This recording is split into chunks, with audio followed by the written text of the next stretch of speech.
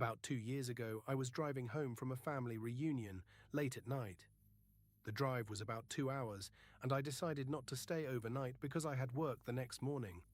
Most of the route went through long stretches of road surrounded by thick trees and bushes, the kind of place that feels straight out of a horror movie after dark. About 45 minutes into the drive, I suddenly became incredibly tired. You know that feeling when exhaustion hits all at once? That's exactly what happened. I knew I needed to rest, but I couldn't find a gas station, rest stop, or anywhere that felt safe to pull over. Eventually, I made a questionable decision. I pulled off onto the grass behind some bushes, hoping my car wouldn't be easily visible from the road.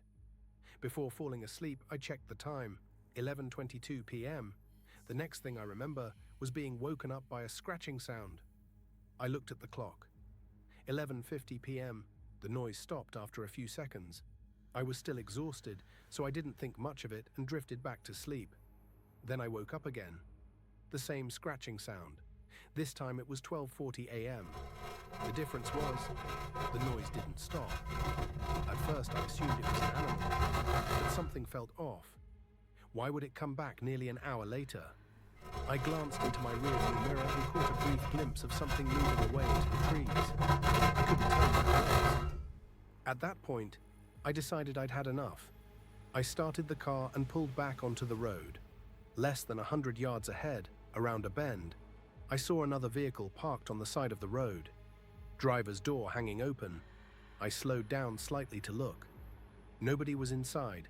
Then, as I checked my rearview mirror, a man suddenly appeared, running around the corner behind me.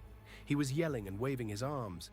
I couldn't make out everything he was saying, but it sounded like he wanted me to stop. I didn't wait to find out why.